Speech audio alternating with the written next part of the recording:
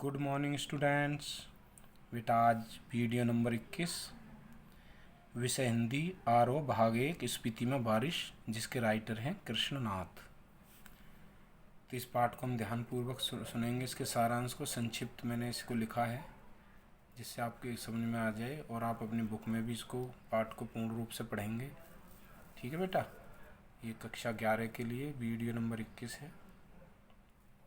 तो आज हम बात करते हैं स्पीति में बारिश, कृष्णनाथ द्वारा लिखा गया है। ठीक है, तो जल्दी से हम इसको शुरू करते हैं क्योंकि वीडियो लंबा होगा, थोड़ा चैप्टर बड़ा है। ध्यानपूर्वक सुनें। पाठ का सारांश इस प्रकार है। स्पीति में बारिश एक यात्रा व्रत है, यानी ये यात्रा से संबंधित है।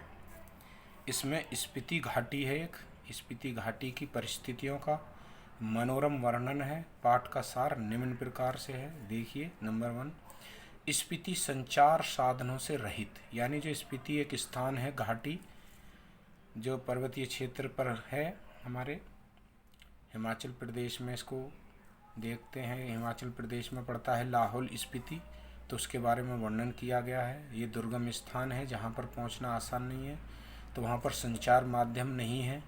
तो इसको समझें। अभी स्पीति हिमाचल प्रदेश के लाहौल स्पीति जिले की एक तहसील है। यहाँ ऊंचे दर्रे तथा कठिन रास्ते हैं, इसलिए भी कम है। यह प्रदेश संचार के साधनों से कटा हुआ है। यहाँ का राजा आज भी वायरलेस सेट के माध्यम से केलंग और काजा को जोड़ता है।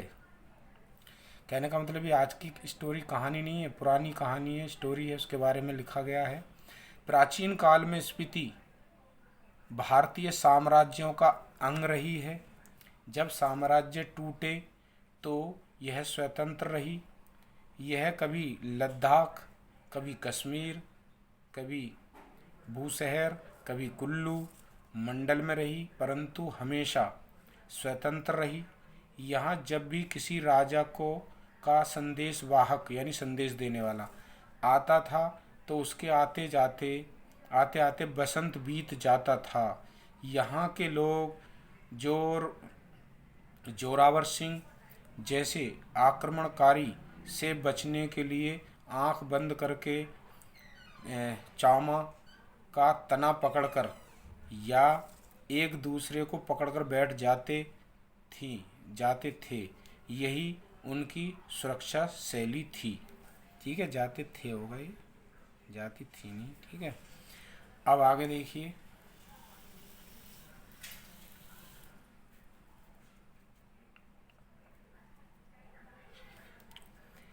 स्पीति की जनसंख्या और राज यानी शासन। 1971 की जनगणना के अनुसार स्पीति की जनसंख्या 7,196 तथा क्षेत्रफल 2,155 वर्ग मील है। इस प्रकार यहाँ जनसंख्या का घनत्व 1 वर्ग मील में केवल 4 हैं, यानी 1 वर्ग मील में यानी 1600 मीटर में 4 व्यक्ति रहते हैं। स्पीति राज्य सन 1846 में राजा गुलाब सिंह के जरिए अंग्रेजों को मिला। इसका शासन एक नोनो द्वारा चलाया जाता रहा। अंग्रेजों के राज में नोनो की स्थिति द्वितीय श्रेणी के मजिस्ट्रेट के बराबर थी, यानी जो नोनो का बताया गया, जो नोनो यानी एक मजिस्ट्रेट के बराबर थी। नोनो एक वो रहा पद जिसका काम माल गुजारी इकट्ठा करना यानी पैसा इकट्ठा करना तथा छोटे छोटे फौजदारी मुकदमों का फैसला करना होता था। 1960 में स्पीति को पंजाब का तथा 1960 में हिमाचल प्रदेश का अंग बना दिया गया। यह देश का सबसे दुर्गम क्षेत्र है। दुर्गम बोले तो जहाँ पहुँचना कठिन है, आसानी से हम नहीं पहुँच सकते हैं। आगे देखिए, दुर्गम ऊंचाई के बारे में बात करते हैं। देखिए बेटा, हमारा मतलब ये नहीं कि आपको कि ये चैप्टर ही पढ़ाना है खाली, बल्कि हमें हर क्षेत्र से हमें जो शिक्षा दी जाती है, किताबें में जो हम पढ़ते हैं, कहीं हमें किताबी ज्ञान मिलता है, समाज के बारे में जानकारी मिलती है, राजनीति के बारे में जानकारी मिलती है, तो यहाँ हमें एक दुर्गम स्थान के बारे में, जहाँ पर हम नहीं पहुँच सकते, तो लेखक ने वहाँ की यात्रा का वर्णन किया है कि वहाँ का वातावरण कैसा, कैसे कैसे लोग जीते हैं, कैसे लोगों को समस्या का सामना करना पड़ता है जो हम नहीं करते हैं। तो हमें उसकी भी जानकारी होनी चाहिए कि लोग अपना जीवन यापन किस प्रकार करते हैं।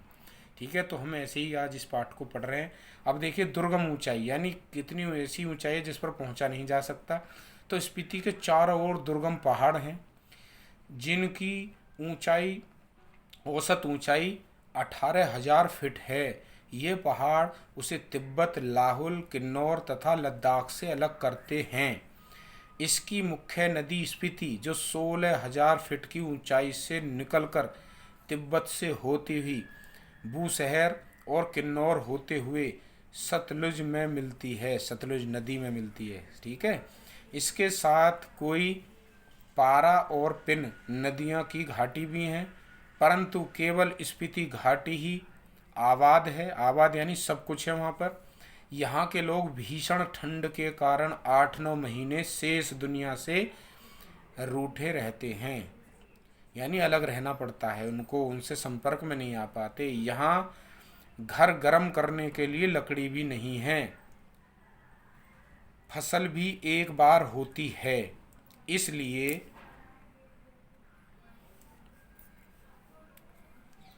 समझ नहीं आता कि लोग यहाँ क्यों रहते हैं। धर्म या जन्मभूमि के मोह के कारण, मजबूरी के कारण या बिना कारण। यानी यहाँ लोग रहते हैं, जब इतना दुर्गम स्थान है फिर भी लोग यहाँ पर निवास करते हैं। तो यहाँ पर लेखक ने अपने विचार प्रस्तुत किए, वो क्यों रहते हैं, धर्म के कारण, जन्मभूमि या मजबूरी के कारण। स्पीति के पहाड़ लाहुल से ऊंचे, नंगे और भव्य हैं। यहाँ हिम का अंतर्नाद है, हिम यानी बर्फ, ठिठरन है, गलन है, व्यथा है। यहाँ स्केटिंग, सौंदर्य प्रतियोगिताएं, आइसक्रीम या छोले भटूरे जैसे बाजारू चहल पहल नहीं है। यह तो हिमालय की तलहटी है। लाहौल स्पीति की घाटियाँ रोहतांग जोत के पार हैं। श्री कनिंघम के अनुसार लाहुल की ऊंचाई 10,535 फीट तथा स्पीति की ऊंचाई 12,986 फीट है।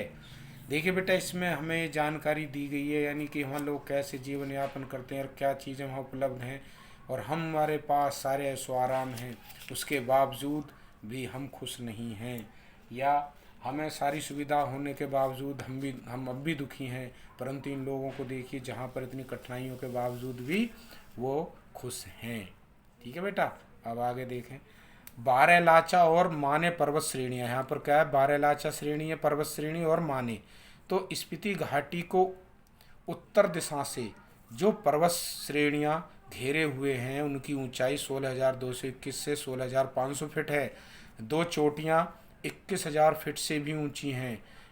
इन्हें 12 लाचा श्रेणियाँ कहते हैं। दक्षिण की पर्वत श्रेणियों को माने श्रेणियाँ कहते हैं। यानी बस समझ में आ गया, उत्तर की बताई हैं पहले ये, और ये दक्षिण दिशा की, यानी दक्षिण की पर्वत श्रेणियों को माने श्रेणियाँ कहते हैं। तो उत्तर दिशा की को क्या कहते हैं, श्रेणियों को 12 लाचा, और दक्षिण की को माने पर्वत कहते हैं। शायद इसका नाम बौद्धों के माने मंत्रों, यानी माने मंत्र हुआ करते थे, बौद्धों के, बौद्ध धर्म के नाम पर पड़ा हो, ऐसा मानता है लेखक। इस प्रदेश में इस मंत्र का जाप भी बहुत अधिक हुआ है। यह मंत्र है, ओ मणि पढ़ में हूँ। इम्पीरियल गजट के अनुसार माने श्रेणी की ऊंचाई 21,646 फीट है। कुछ छोटी चोटियाँ जैसे 17,000 फीट से अधिक हैं। इसके कई गांव 13 से 14,000 फीट की ऊंचाई पर बसे हैं। यह मध्य हिमालय है, यानी हिमालय का बीच। इसमें स्पीति स्थित है। स्पीति यानी जो मैंने अभी बताया था, एक तहसील, एक स्थान का नाम है स्पीति।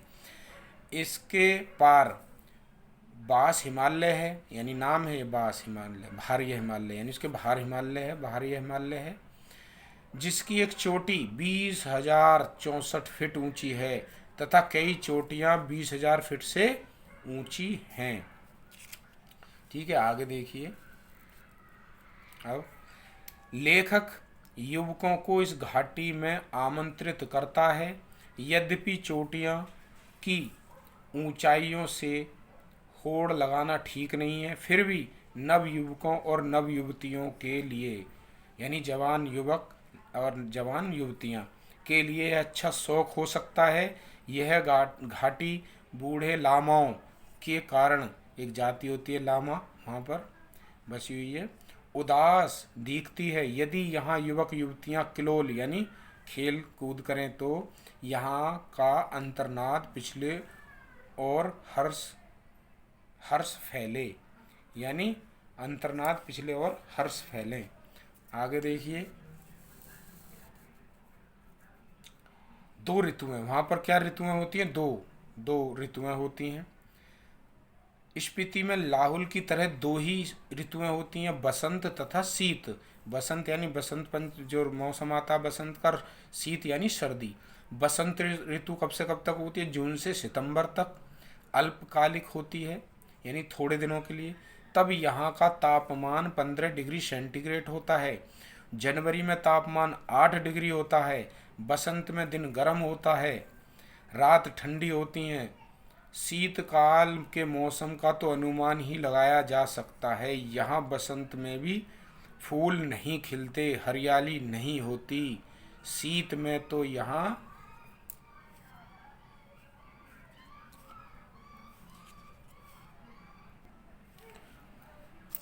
के नदी नाले भी जम जाते हैं। हवाएं तेज चलती हैं जो खुले अंगों में सूल की तरह चुभती हैं।